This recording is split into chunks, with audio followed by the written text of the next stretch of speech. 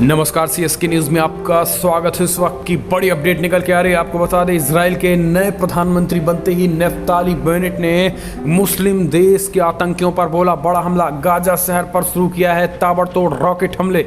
बड़ी अपडेट निकल के आ रही है। सीज फायर का जो एक तरीके से समझौता था वो पूरी तरीके से टूट चुका है। और इस वक्त की बड़ी अपडेट निकल के आ रही है। आपको बता दें, फिर से मुस्लिम देशों में मच गया है हड़कंप। पिछले महीने 11 दिन तक चले इजराइल हमास युद्ध का अंत एक सीज फायर के साथ हुआ था, लेकिन इजराइल और गाजा एक बार फिर से आमने सामने आ गए हैं। मिली जानकारी के अनुसार इजराइल ने गाजा पट्टी पर एक बार फिर से अटैक कर दिया है। इजराइल ने सीज फायर का उल्लंघन करते हुए एक बार फिर से गाजा की तरफ कई रॉकेट दाग दिए हैं, जिसे 21 मई को सीज फायर के अंत के रूप में देखा जा सकता था। इजराइल द्वारा किए गए ये हमला सीज फायर समझौते की सबसे बड़ी घटना है। दरअसल इस हमले में इजराइल ने कहा है कि उसने ये हमला तब किया जबकि हमास की तरफ से इजराइल की तरफ आग के गोले दागे गए थे। यानी हमास की तरफ से इजराइल की तरफ आग के गोले दागे गए हैं। जैसे ठीक पहले हाल ही में इजरायली दक्षिणपंथियों ने पूर्वी यरूशलेम की तरफ मार्च किया था, जिसमें काफ़ी उत्तेजक नारे भी लगाए गए थे। और इस चीज़ को नए नवेली प्रधानमंत्री नेफ्ताली बेनेट ने पसंद नहीं किया है। और आपको बता दें, 11 दिन तक इससे पहले इजराइल और हमास के बीच एक तरीके से टकराहट चला था, लेकिन अब इसे फिर से गाजा के आतंकी धत्कार रहे हैं। यही कारण है कि अब आर पार का ऐलान कर दिया है। प्रधानमंत्री रविवार को प्रधानमंत्री के रूप में यामीन पार्टी के नेफ्ताली बेनेट ने प्रधानमंत्री के रूप में पदभार संभालने के बाद गाजा पट्टी पर पहली बार अटैक करवाया। नेफ्ताली बेनेट लंबे समय से इस बात पर जोर देते रहे हैं कि आगजनी के हमलों को लेकर जवाबी कार्रवाई भी वैसी ही होनी चाहिए। यानी अगर छोटी सी आगजनी भी दुश्मन देश करता है तो उसकी जवाबी कार्रवाई और रॉकेट अटैक जैसे देनी चाहिए, वो इस बात के पक्षधर हैं। बहरहाल गाजा में फ़लस्तीन मीडिया आउटलेट्स द्वारा पोस्ट किए गए फुटेज में उत्तरी और दक्षिणी पट्टी दोनों में विस्फोट की लपटों को देखा जा सकता है। पत्रकारों का कहना है कि इजरायली सुरक्षा बलों ने ताज़ा हमले में जिन इमारत परिसरों को निशाना बनाया है उसमें हमास के सैन्य विंग कमांडर अल कसम ब्रिगेड शामिल है।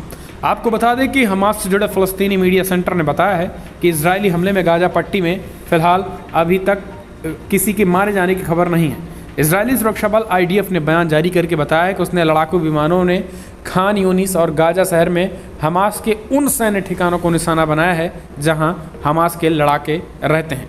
टाइम्स ऑफ इजराइल के मुताबिक इजरायली सुरक्षा बलों ने कहा है कि दक्षिणी इजराइल में आग लगाए जाने की घटना के जवाब में ये कार्रवाई की गई है। हमास के सदस्य गुब्बारे के जरिए दक्षिणी इजराइल के इलाके में आग लगा दे रहे हैं।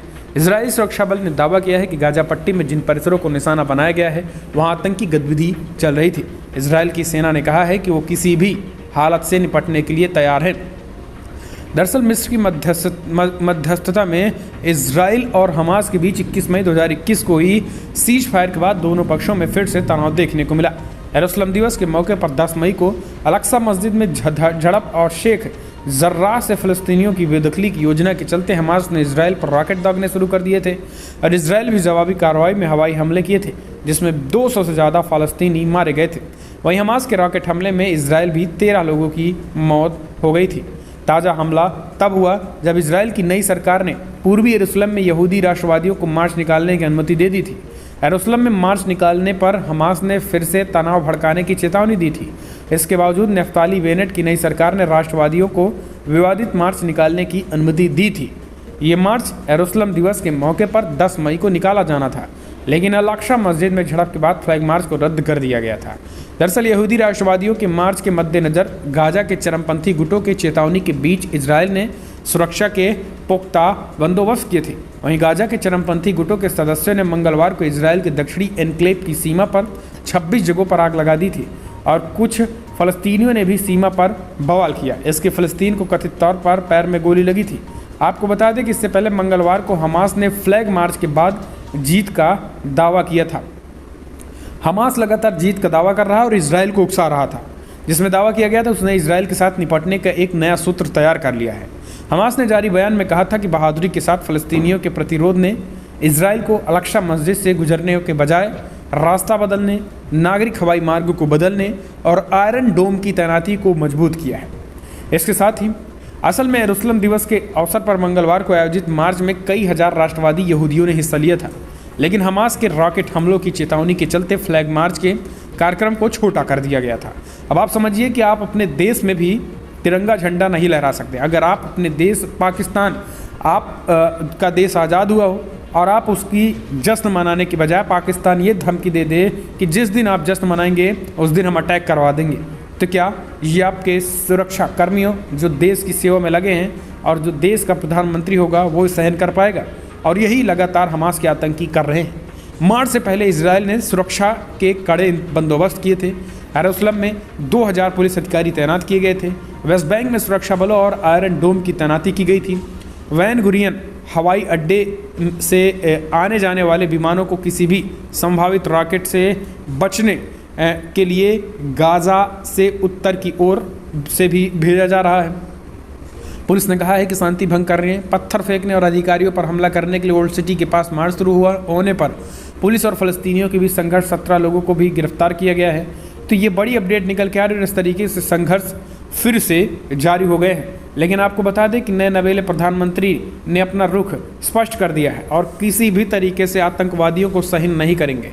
अब आप जरा जान लीजिए कि नए प्रधानमंत्री महोदय भी कौन है। दरअसल ये कट्टर यहूदी और राइट विंग के हैं, कट्टर राइट विंग के हैं और कट्टर यहूदी समर्थक देश हैं। इनका चले तो देश में जितने भी मुस्लिम हैं वो सब का सब मुस्लिम देश भेज दें और एक यहूदी राष्ट्र के रूप में इजराइल को प्रेजेंट करें। आपको बता दें कि कट्टरपंथी माने जाते हैं। गठबंधन की तरह गठबंधन में कई पार्टियां होने की वजह से अभी उनके हाथ थोड़े बंद हैं, उनके हाथ अभी भी पूरे खुले नहीं हैं। लेकिन उसके बावजूद प्रधानमंत्री बनते ही हमास ने जो चेतावनी दी उसके खिलाफ उन्होंने कड़ा मुकाबला करते हुए रॉकेट लॉन्च कर दिया है। इस बीच आपको बता दें कि वो फ़िलिस्तीन का समर्थन कतई नहीं करते हैं। नेतन्याहू से उनका मुकाबला है और 49 साल के ये हैं। 49 साल के नफ्ताली बेनेट नए पीएम बने हैं। आपको बता दें ये कई बड़ी कंपनियों के मालिक भी हैं और एक तरीके से ये कट्टर यहूदी को बड़े राष्ट्र के रूप में देखना चाहते हैं।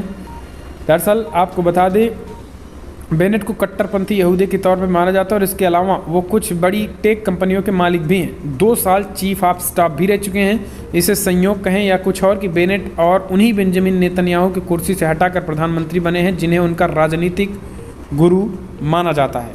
नेतन्याहू को कुर्सी खोनी पड़ी और वो महज एक सांसद की कमी से। यहाँ हम नए इजराइल प्रधानमंत्री बेनेट के बारे में कुछ बातें आपको बता दें। दरअसल बेनेट ज़्यादातर यहूदी टोपी यानी किप्पा लगा कर रहते हैं और वे फ़लस्तीन का वजूद ही नहीं मानते हैं। उनका कहना है कि इस क्षेत्र में सिर्फ इजाज़त इजराइल है। लेकिन रविवार को बहुमत साबित करने के लिए दौरान उनके सुर बदल नजर आए। इस गठबंधन में राम पार्टी का नाम चौंका रहा है। ये अरब मुस्लिमों की पार्टी है। मंसूर अब्बास इसके नेता हैं और इसके अलावा वामपंथी और मध्य विचारधारा के दल को भी कोएलिशन का हिस्सा है। बेनेट अब इजरायली मुस्लिमों के विकास और शिक्षा की बेहतरी की बात कर रहे हैं। बेनेट ने खुले तौर पर फ़लस्तीनी की आज़ादी और उनको अलग मुल्क बनाए जाने का सैकड़ों मरतबा विरोध किया है। वेस्ट बैंक और यरूशलेम में यहूदियों की बस्तियों पर जोर दिया। दुनिया इसे इजरायली जिद और शांति के लिए खतरा मानती है। बराक ओबामा अब अमेरिकी राष्ट्रपति थे, तब उन्होंने नेतन्याहू पर यहूदी बस्तियों को काम करके रोकने को कहा था, तो बेनेट ने इसका विरोध किया था। 2013 में सांसद बनने से पहले वो वेस्ट बैंक के सेंट्रल काउंसिल के चीफ भी रहे हैं, तो उन्होंने अपना इरादा जाहिर कर दिया है। दोस्तों बड़ी खबर इतना है, लेकिन अगर आपको वीडियो पसंद आए तो लाइक कर शेयर करें और जिस तरीके से अटैक हुआ उसको लेकर कैसे देखते हैं कमेंट के माध्यम से अपनी राय दें। चैनल को सब्सक्राइब करें।